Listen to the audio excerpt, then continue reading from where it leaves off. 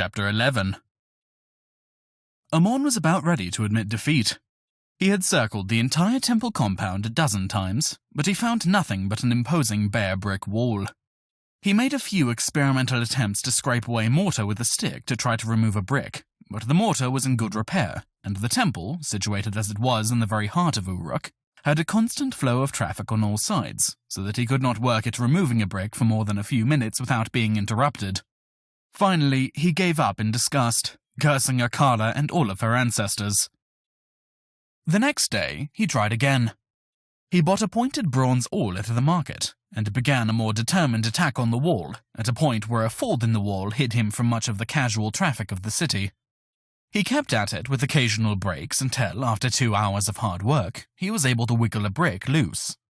With the brick removed, he saw a joint where 2 other bricks met.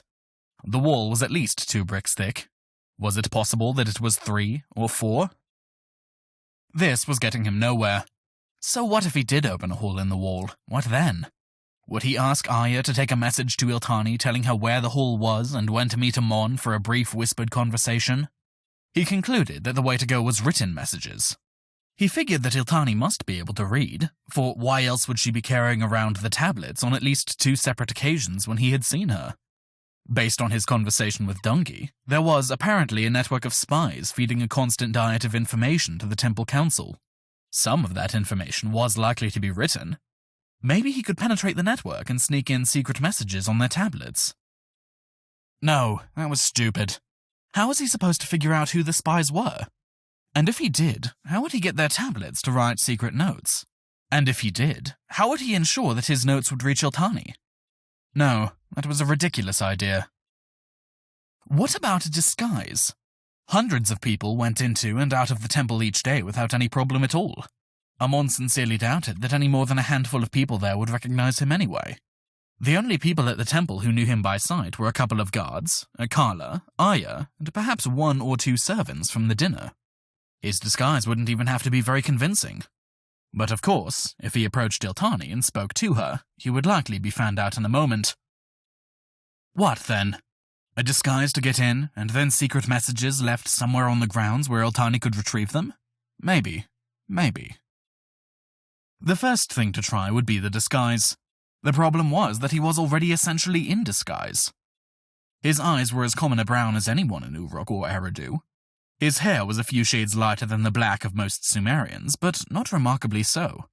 His one exceptional feature had been his aristocratically white skin, but after all of this time he had spent outdoors recently, it had darkened to the point where he no longer stood out.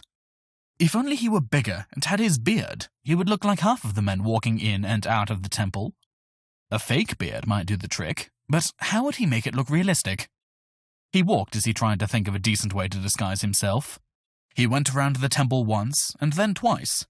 He was halfway around again, when a hand on his arm startled him out of his reverie. Itana, didn't you hear me? I called your name 3 times already, Aya said. Oh, hello, Aya, Ammon replied. He looked around. Hey, you're outside the temple complex.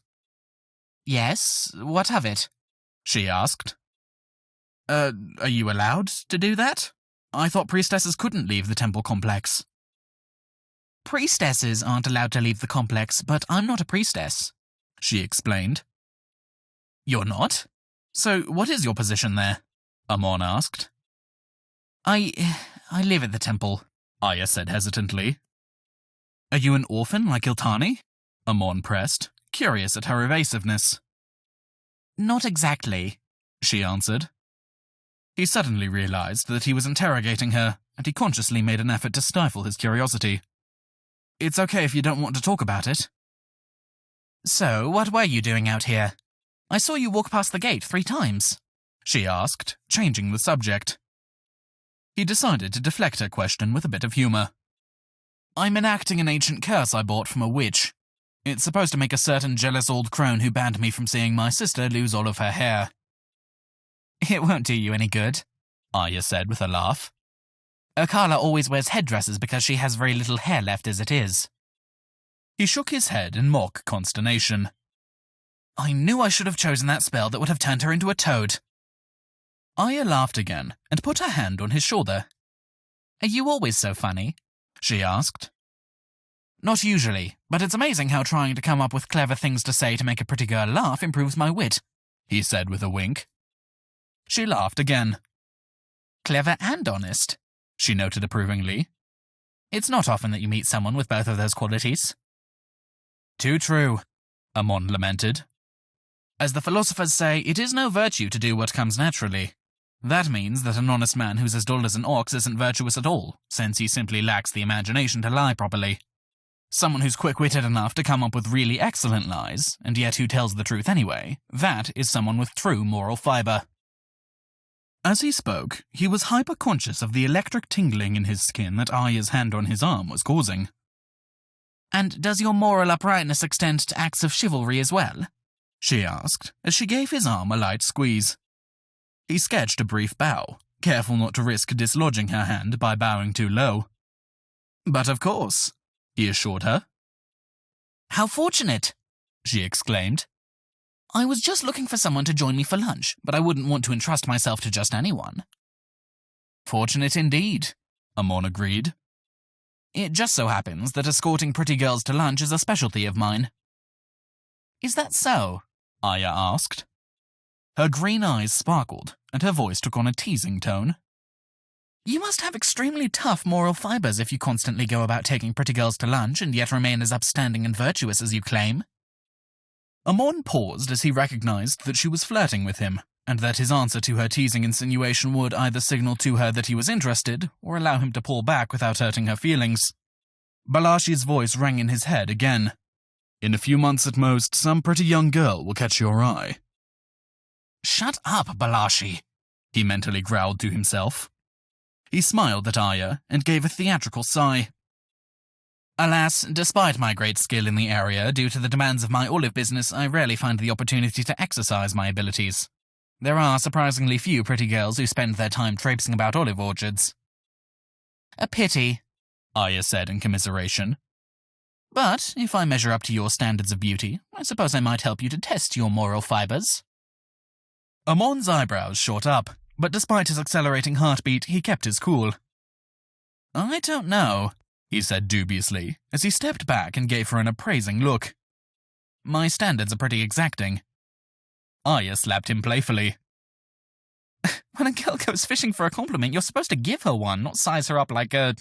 She paused as she tried to come up with a suitable metaphor. Like a jar of oil you're assessing for clarity and purity? He supplied helpfully. Aya snorted. No, definitely not that. He grinned at her. I suspect that you have altogether too many young men telling you just how beautiful you are already. It isn't healthy for a girl to be told that sort of thing too often by too many people.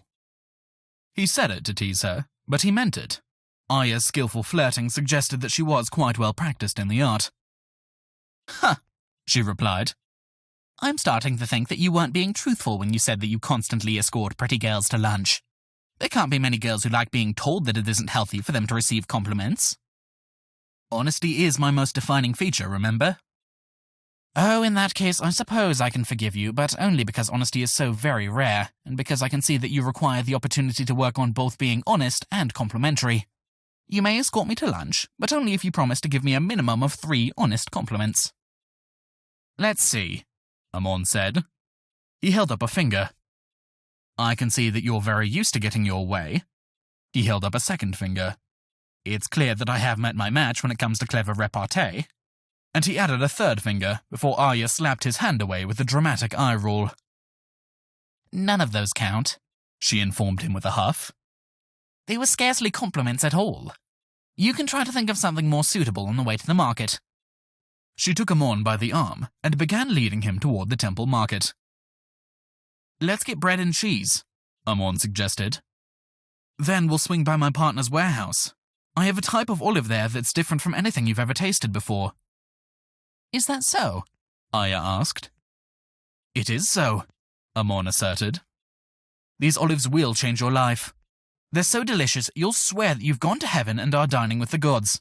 In fact, it is quite possible that these olives will actually transform you into a goddess. What makes you think that I'm not already a goddess? Aya teased.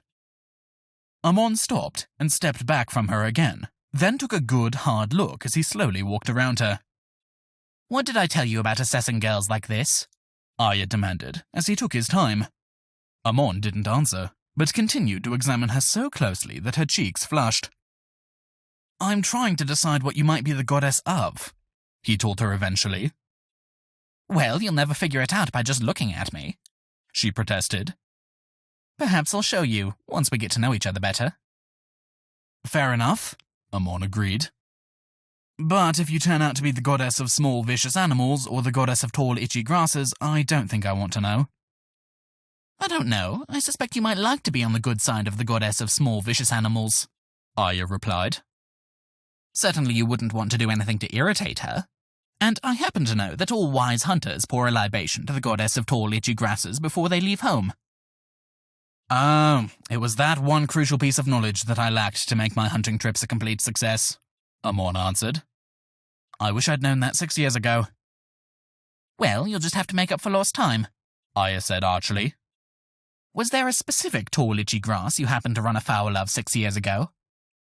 Yes, Ammon said. My father and I went out hunting gazelles. I don't know if you're familiar with gazelle hunting, but it usually involves a lot of running. Well, when you go running in summer, you often sweat a lot, and it grows uncomfortable. So as I chased this gazelle, I decided it would be more comfortable if I were to take my clothes off. Arya laughed. I think I can see where this is going, she said. Do you still make a habit of running about unclothed in the summer, or was that something you gave up after this incident you're recounting? Ammon reddened, as he remembered that he had gone all but naked several times in the last month. I wouldn't call it a habit, he said. Arya laughed again. Her laugh wasn't particularly musical, but there was a note of uninhibited joy that rang out when she did it that made Ammon feel just a bit freer somehow. You do still go about naked during the summer, she crowed. Not so loud, Ammon protested, dropping his own voice and colouring even further as some of the nearby people looked at him and Arya. Arya continued to laugh, and fell against him, grabbing his arm for support, as if she couldn't stand any more from excess hilarity. Do you want to hear the rest of my story or not? Ammon asked stiffly. Oh, don't go getting all offended, Arya protested. I am sure you look very distinguished as you go prancing about without any clothes on. In fact, the next time you decide to do it, please make sure that you invite me. I'm sure I would enjoy the spectacle. She said this last with a roguish grin and an elbow to his ribs that set Ammon's cheeks burning even brighter than before. She began laughing harder than ever. I don't think I've ever met anyone who's quite so fun to tease, she gasped. When she finally calmed down enough to breathe normally again, they were entering the expansive courtyard full of brightly coloured wooden and cloth buildings that made up the temple market, its creative name given because it was the nearest market to the temple complex. Arya dragged him toward a particular stall, painted in blue and grey, which sold cheese, bread, yogurt, olives, and many other tasty things. She ordered several slabs of thick brown bread and a small round white cheese, and then looked at Ammon expectantly. Ammon patted his pockets and realized that he hadn't brought any barley with him. He surreptitiously slipped his hand into his purse under his robe and brought out a silver shekel. Arya saw the shekel, and her eyes widened perceptibly. Haven't you any barley? She asked. Ammon shrugged helplessly. Well, I suppose I'll pay then, or were you planning on hiring a labourer to carry your change? She asked Ammon. You'd be owed about 20 stones worth of barley as change from a silver shekel. I'll pay you back, he promised. Arya made a little humph sound. You certainly will, she said, with a note of menace in her voice. I plan on getting every barleycorn out of you, Etana. It isn't very chivalrous for you to invite me to lunch and then make me pay. I didn't mean to, he began. Oh, relax, Arya said, with another nudge of her elbow to his ribs. I'm just teasing you. As they left the market, Ammon took the lead. You didn't finish your story, Arya prompted him. Your heroic battle against the itchy grass, remember? As I recall, you were proudly prancing about naked. I can see that I'm going to have to be more careful about the stories I choose to tell you, Ammon lamented. Nonsense, Arya snapped. A healthy relationship requires complete honesty, and that is your foremost quality, remember? Now finish the story, intrepid hunter, she insisted, with a poke to the ribs.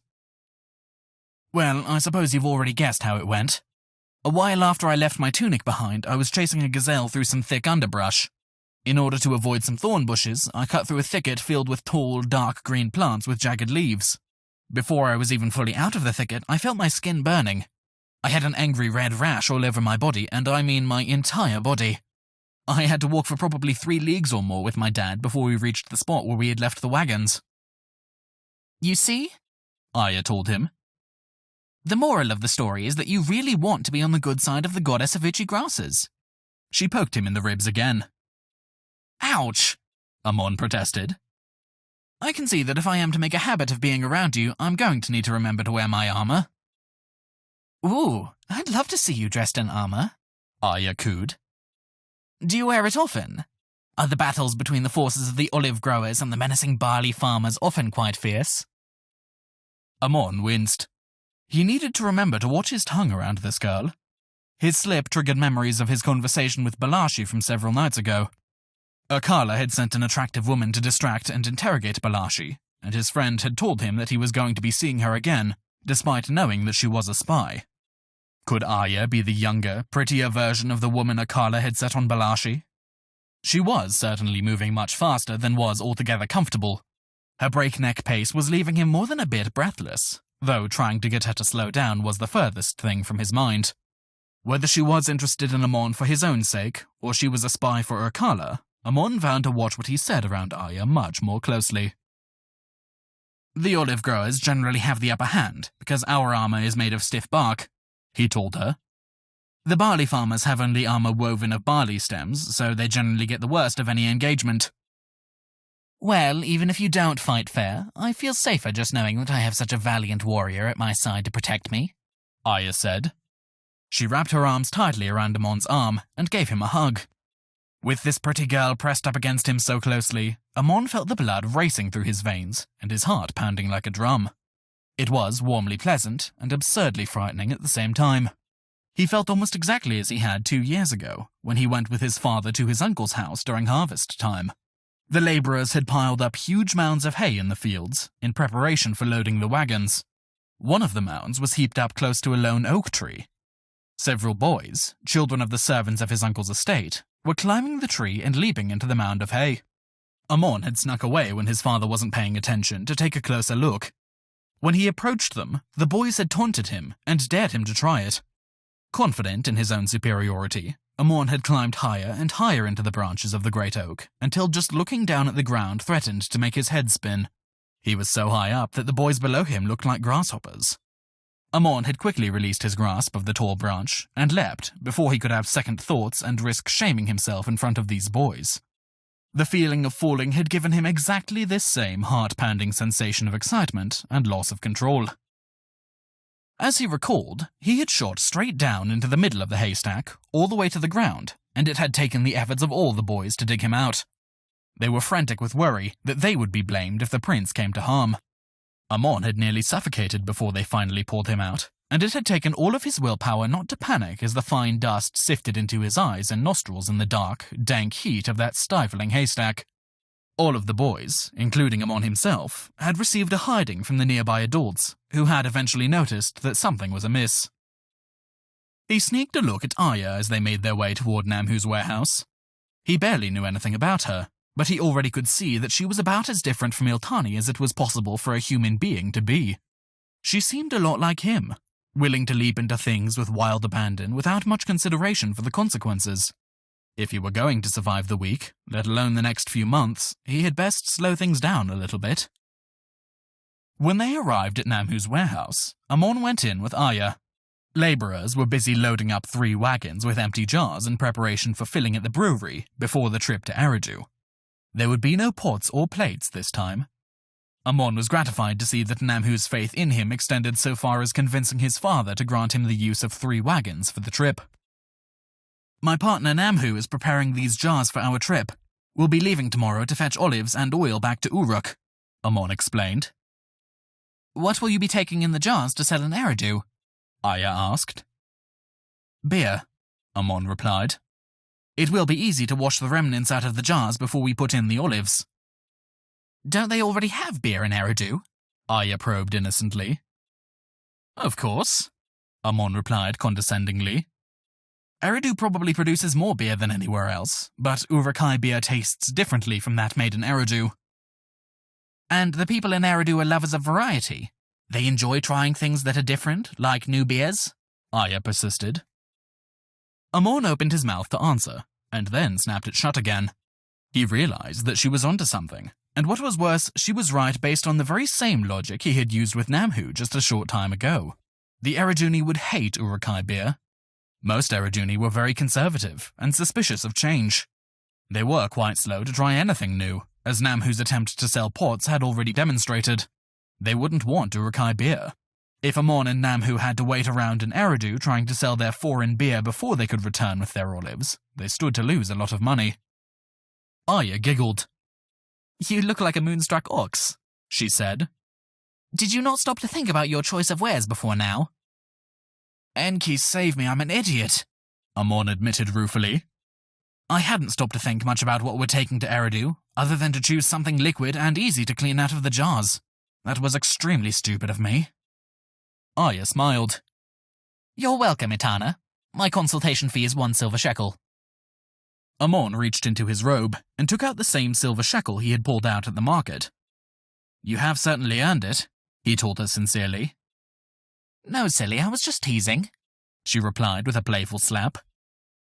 "I insist," Ammon said, proffering it again. "It isn't often that I've been stultified by a girl." "Oh, is that so?" Arya asked, in a dangerous tone. "Is that because girls in general are so much less intelligent than boys, or just because you personally happen to be smarter than all the girls you know?" Ammon quickly realized that he had blundered into dangerous territory. "It's because I don't spend much time around girls, remember? There aren't many to be found in the olive orchards," he said carefully. "And, besides, girls are much too dangerous and unpredictable to be trifled with. You yourself helped me to realize the importance of placating the goddess of tall, itchy grasses, and I am sure that she isn't even the most dangerous of the lot." "Huh," Arya said. "Well, you aren't complete lummox after all if you have learned that important lesson. But don't worry, if you stick around me for very long, I promise to give you plenty of additional opportunities for stultification. By the way, has anyone ever mentioned to you that you use far too much of your vocabulary? Knowing the words is fine, but using them in everyday conversation, it just isn't normal. Honestly, it's like talking to a priest, but worse, because instead of just using fancy words for religious things, you think you need to use fancy words for everything." Ammon grinned. "Just my way of resisting stultification. You can't be made to look a fool if no one has any idea what you're talking about." "I believe that your statement is a misapprehension," Arya told him loftily.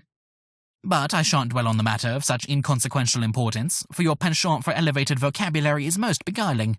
I would not have you behave otherwise." "Now you're just making fun of me," Ammon accused. "Who, me?" Arya asked, widening her eyes and fluttering her eyelashes. "I would never." Ammon laughed. "Stay here a moment," he said. "I'll be right back." He returned with the last of the wine and apple-cured olives. "These are going to change your entire understanding of the universe," he told her. "I hope your understanding of olives is better than your understanding of beer, because your misstep there is making me feel like this whole olive experience is going to be underwhelming," Arya cautioned.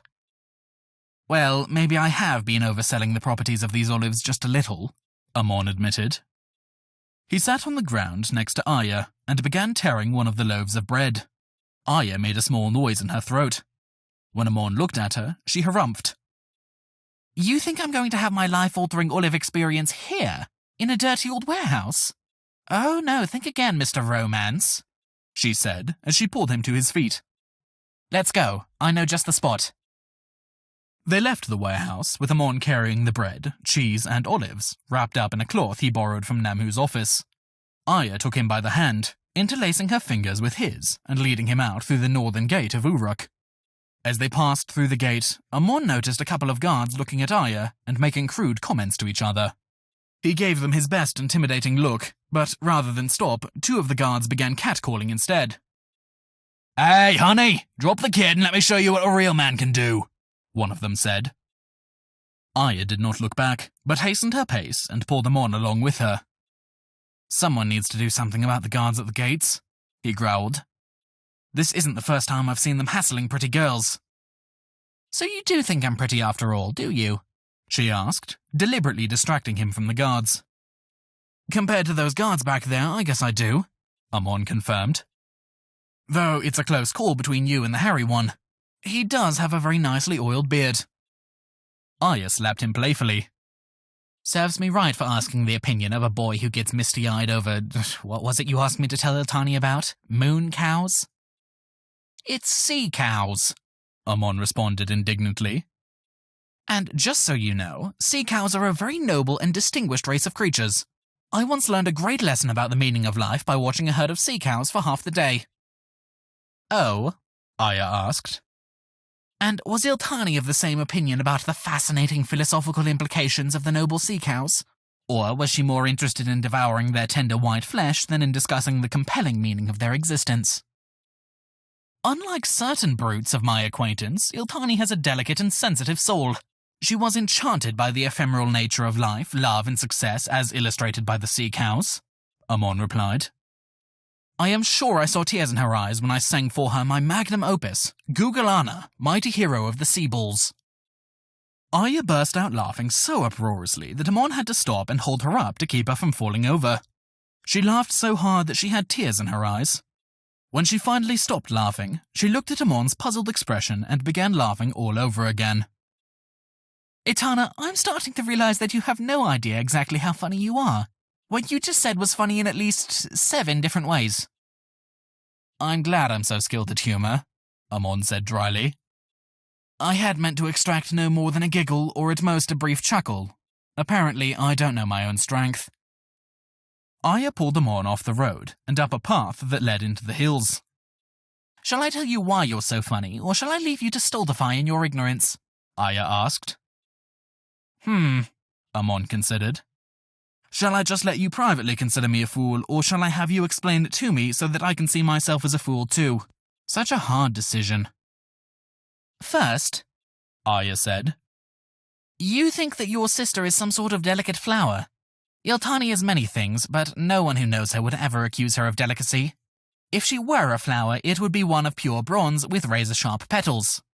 Second, you called me a brute. Next to Iltani, I am the soul of sensitivity. You obviously don't know either one of us well, or you would never have made that mistake. Third, you say you saw Iltani with tears in her eyes. The only thing I think anyone has ever seen Iltani cry are tears of anger when her plans are frustrated. Fourth, the thought of you singing.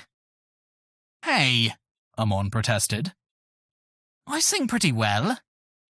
Aya pursed her lips. We shall see, my bard. You may serenade me with your great epic in the field just ahead. Where was I? Oh yes, 5th, you named some dull fish after the bull of heaven. 6th, the thought of a heroic fish. 7th, you writing a poem to glorify some heroic fish. Honestly, what kind of a person does that? Aya was still chuckling at her own wit when they crested the hill and she went dancing through a field full of wild flowers of every description. She raised her hands over her head and twirled. Isn't this unbelievable? She asked as she spun. Ammon was inclined to agree. The field of flowers was a riot of colour. There were tiny blue bell-shaped flowers and huge yellow ones taller than Ammon's head. There were reds and oranges and pale yellows that made whole swaths of the hillside look like they were on fire.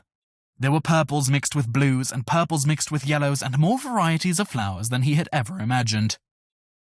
He smiled and turned to look back over the pathway they had climbed, and then gasped in amazement. Stretched out below them was the vast, living plain with Uruk sitting atop it, like a crown jewel. The plain was verdant with plant life of all kinds, gilt with gold in the afternoon sunlight. Shining like molten silver was the vast river, a massive metal snake serpentining through the center of it all. Aya was suddenly at his shoulder, pressing against him and smiling. Are you impressed by my choice of tables, or would you rather go back to your smelly old warehouse to eat? Ammon was speechless as he looked from one vista to the other, trying to take it all in. Aya grinned, and pulled him over to a flat stone where she had him lay out their lunch on the woolen cloth he had brought. "At long last I shall taste the promised fruit," she said theatrically, popping an olive into her mouth. She closed her eyes and savoured it, pushing the olive this way and that with her tongue. "Was it not everything I promised and more?" Ammon asked. "I can't lie, that was a pretty darn good olive," Arya agreed. "But to truly appreciate it requires something more. It needs more ambiance. It would be better if I could recline on a divan in a palace, but we'll have to make do with what we have." She looked at Ammon with a malicious gleam in her eye. "I have just the thing. Everyone knows that to enjoy good food, one requires a good servant to deliver it. Come over here, Etana, you shall be my slave. Take up these olives and feed them to me," she commanded. "Yes, mistress," Ammon said humbly. He sat down beside her, picked up an olive, and held it to her lips. She took his fingers in her mouth and deftly plucked the olive from between them with her tongue. "That's better," she said. Ammon took up another olive, but this time, when she leaned forward to take it from him, he smashed it against her cheek. "Please pardon my clumsiness, mistress," he said obsequiously. "Slave, you shall pay for your clumsiness by singing to me. I command you to sing Gugalana, mighty hero of the sea bulls." Ammon sat thinking for a moment, trying to recall all of the lyrics. He ran through the whole poem twice before he was sure of himself. Then he sang out in a clear tenor. At the beginning of his song, Arya was inclined to poke fun at the sea bulls and minuscule monsters. As Ammon progressed through the wistful lessons he had learned about the brevity of life and the capriciousness of the gods, Arya fell silent and began listening intently. He ended with the heart-rending sorrow he had felt, not just at the death of Gugalana, but at the fleeting nature of life and the melancholy regret that all of our works, our loves, and our joys must end in the grave. As he trailed off on the last mournful note, Arya rubbed away tears, then laid her hand tenderly on Ammon's cheek. "Etana, you truly are an astonishing person. I believe that if anything could melt Iltani's heart and make her cry with true sorrow, it would be your song." Ammon tried to smile at her compliment, but the sadness of the song had made him think upon his father and mother, so recently gone from this world, and his smile was full of the sorrow that was in his heart. Arya moved closer to him then, and she leaned in and kissed him so tenderly and with such passion that Ammon felt as if she had compressed her whole soul into that one kiss, and pressed it against his own. The kiss lingered on, until Ammon felt as if he must either faint or else die from the strength of the emotions coursing through him. At last, Arya released him, leaning back and examining him with her completely inscrutable, startlingly green eyes. He was afraid that if he moved, he would break the spell. He felt as if some god had set foot on the hill and clothed the entire place in holy splendor, and that the brilliant radiance that illuminated everything would disappear if he moved. Ammon held his breath and tried to hold on to this one perfect moment, as if some unbelievably beautiful butterfly had chosen to perch on his finger, and the slightest breath of wind might frighten it away. He and Arya sat looking at each other, each absorbed in the enchantment, until a breath of breeze really did blow through, ruffling their hair and ending the charm. With the vanishing of the spell, Arya's mischievous grin returned. "I don't know about you, but I am famished," she said. "It is hard to get decent slaves out here in these parts, so I guess I will have to feed myself." They ate the olives and the cheese and bread, then passed the rest of the afternoon wandering the hills hand in hand, laughing, joking, mocking, and speaking of nothing in particular. When the sun began to approach the horizon, Ammon suggested that they had best get back to the city, and Arya agreed. As they walked down the dusty path of the hill, he marveled at how this one magical afternoon had been sufficient to transform Arya from a virtual stranger into something much, much more.